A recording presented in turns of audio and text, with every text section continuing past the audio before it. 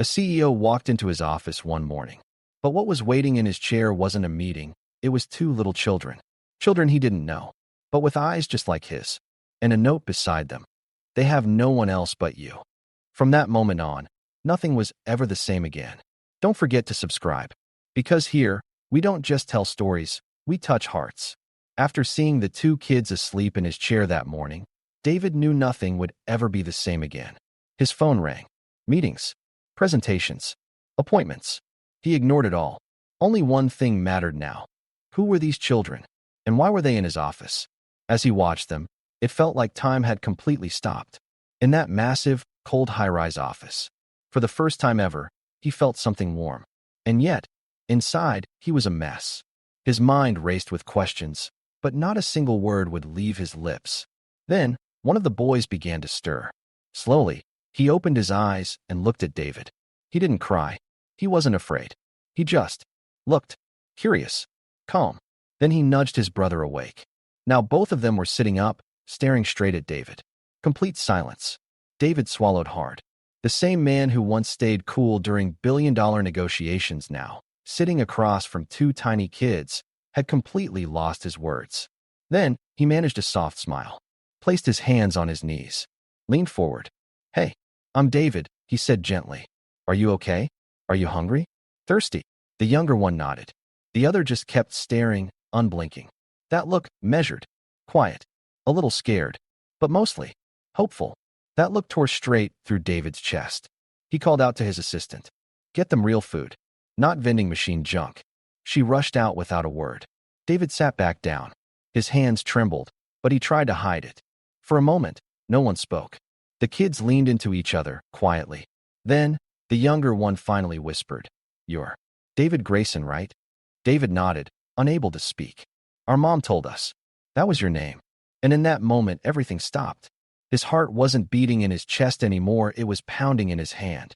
"What was your mom's name?" he asked, his voice tight. The kids looked at each other. Then the older one answered softly, "Elena." And just like that, David's mind went spiraling back into the past. Elena, years ago a quiet, sharp woman who worked at his company. They had a brief relationship. Nothing serious, at least that's what he thought. Then one day she was just gone. No goodbye, no confrontation, just a short thank you email. And silence. David had been overwhelmed back then, caught up in a major merger. So he didn't think much of it. But now her children were sitting right in front of him. And those children were his. In that moment, David Grayson literally forgot how to breathe. Elena. That name hit him like a weight on his chest after all these years. And now, her two little boys, most likely his sons, were sitting right across from him. Imagine it.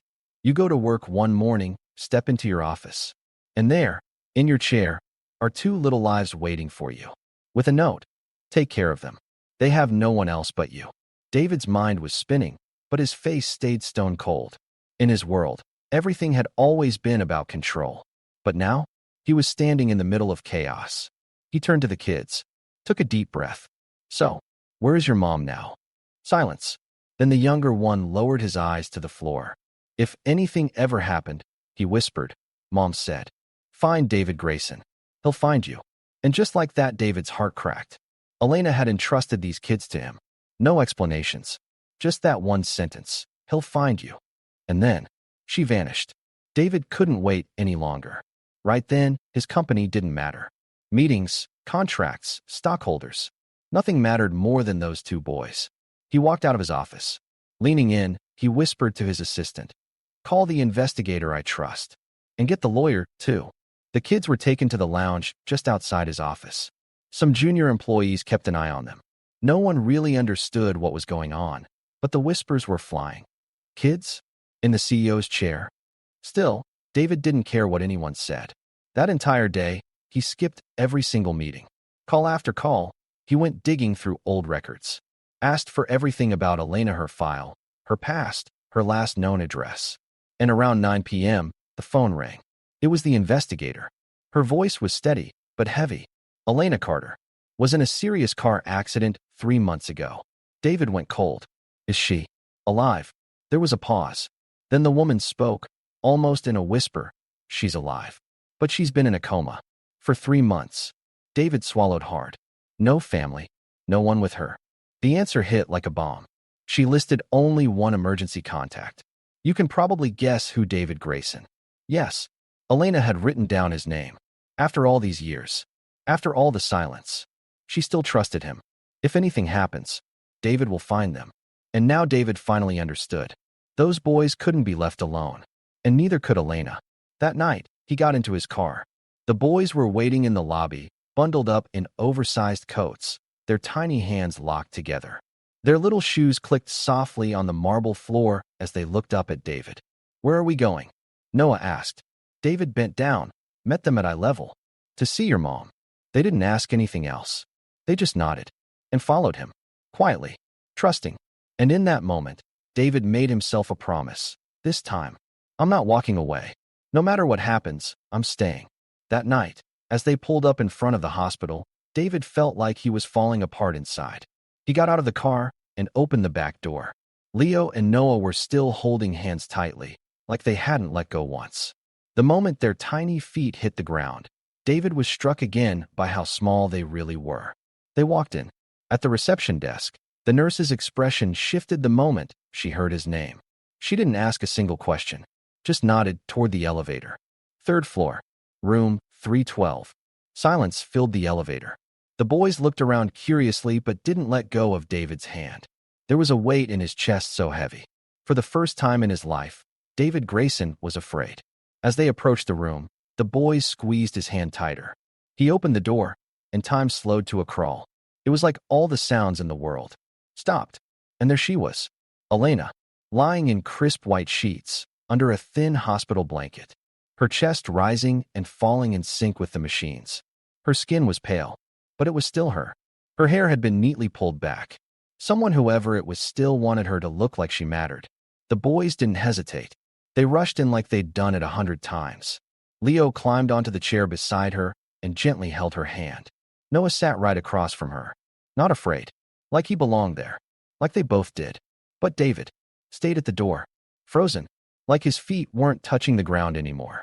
Years ago, he had walked away from this woman. And now, here she was again, not speaking, not moving, but still here. Eventually, he pulled himself together. He walked over and sat down in the corner. Just watched. Leo placed a small drawing into her hand. It read, "David made us pancakes today. He burned them a little, but it's okay." Noah smiled and added, "I started calling him Dad. He doesn't know yet." David's throat tightened. The boys kept talking, telling stories, sharing pieces of their day, as if Elena could hear them. And maybe she could. Then it happened. Leo, still holding her hand, suddenly gasped. "There," he said. "Did you see that?" A tiny twitch, just the faintest movement in her fingers. Barely a second, but it was real. David leapt to his feet.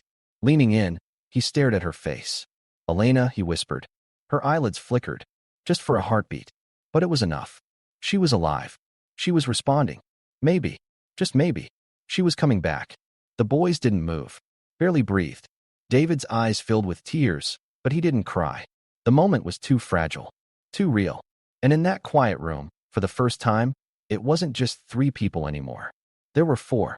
A family, still broken, but slowly coming back together. When Elena opened her eyes, the first thing she saw was her children, their tear-filled eyes locked on hers. And then, she saw David. She didn't say anything at first. She just looked. David leaned in and gently held her hand. For the first time in years, he saw that look again. Tired, pale, but clear. Still her. Elena parted her lips, her voice barely a whisper. "You protected them." David's voice came out rough, cracked. "I'll do more than that. I'm not leaving again." Leo and Noah wrapped their arms around their mom. All 3 of them cried quietly, together. And David, for the first time in his life, he did nothing. He just stayed. The days that followed were filled with healing. Elena began to recover slowly, carefully. The doctors were hopeful but cautious. But the kids? They believed completely. Mom is back.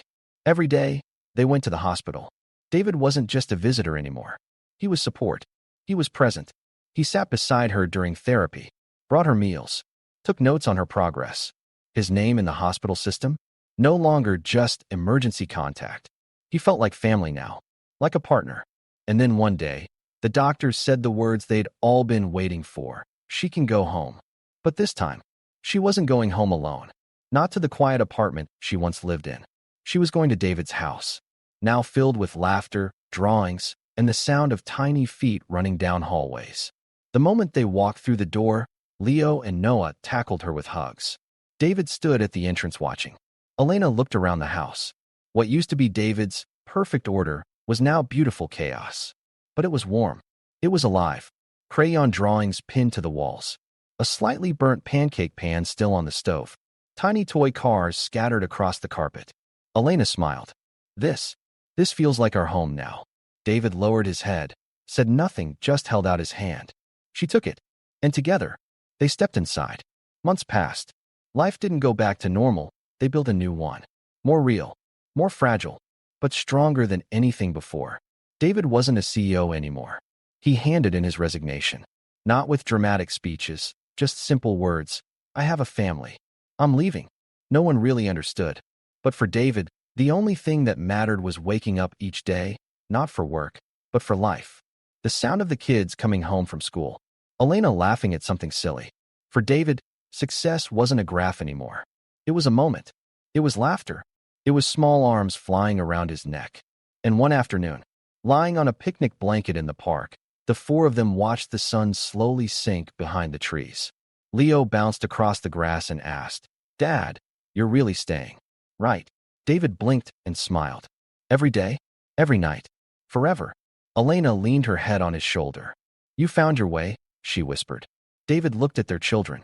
The thing he spent his whole life running from had finally found him. And he whispered back, "Because of you." If this story touched your heart, share it with us in the comments. Has a love ever arrived late in your life, but changed everything? Don't forget to subscribe. Because here, we don't just tell stories, we touch hearts.